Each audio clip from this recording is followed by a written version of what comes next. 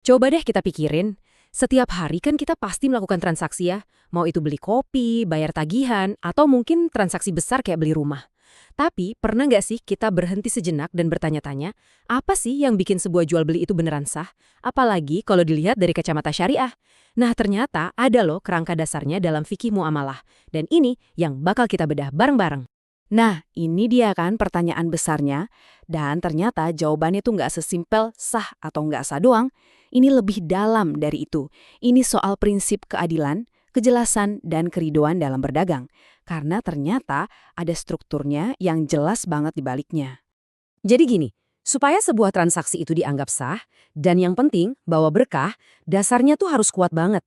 Dalam fikih muamalah, fondasi ini dikenal sebagai rukun jual beli. Gampangnya, anggap aja ini kayak 4 pilar utama sebuah bangunan. Kalau satu aja nggak ada, ya bangunannya bisa goyah. Oke, ini dia nih keempat pilarnya, sihot, akid, mabi, dan taman. Ini adalah komponen-komponen inti yang wajib ada di setiap transaksi. Penting banget nih buat dicatat. Kalau satu aja dari empat ini nggak terpenuhi, wah bisa-bisa seluruh transaksinya dianggap nggak sah loh. Yuk kita kupas satu-satu biar lebih jelas. Pilar pertama adalah sihat. Paling gampangnya ini tuh soal dealnya.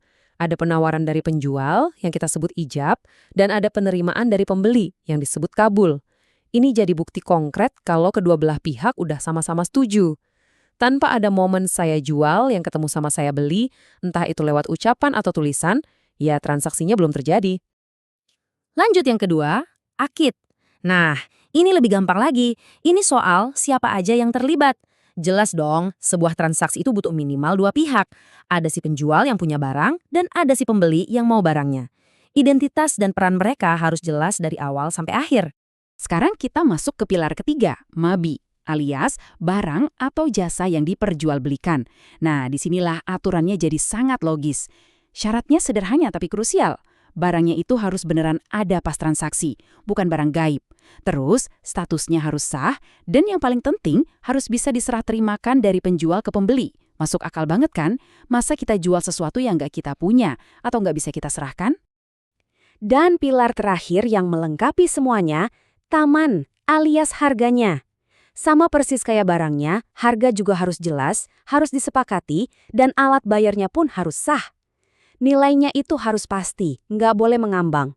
Kalau harganya aja nggak jelas, ya ibarat bangunan tanpa pondasi. Goyang semua transaksinya.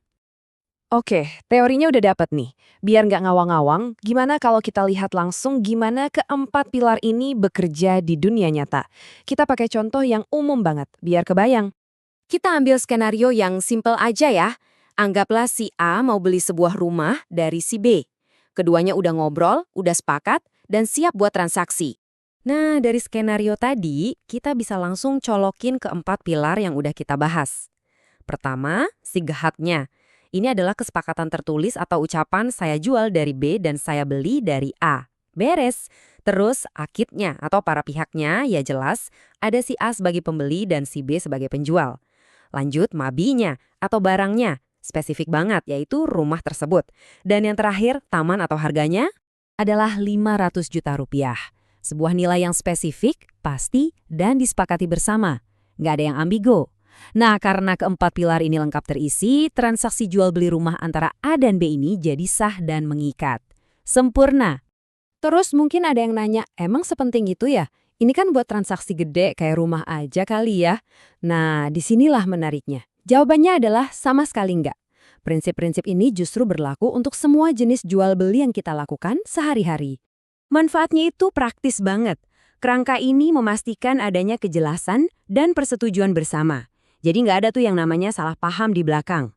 Ini melindungi hak kita, baik sebagai pembeli maupun penjual. Adil kan? Ini tuh kayak ngasih kita resep untuk perdagangan yang jujur, transparan, dan dibangun di atas kepercayaan. Intinya, ini cara biar kegiatan ekonomi kita tuh nggak cuma sah, tapi juga bawa berkah.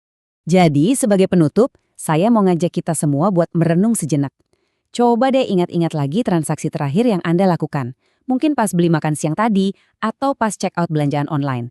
Pertanyaannya, apakah keempat pilar tadi, kesepakatan, para pihak, barang dan harganya, semuanya ada dan jelas? Memahami kerangka ini bisa jadi mengubah cara kita memandang setiap rupiah yang kita belanjakan setiap hari.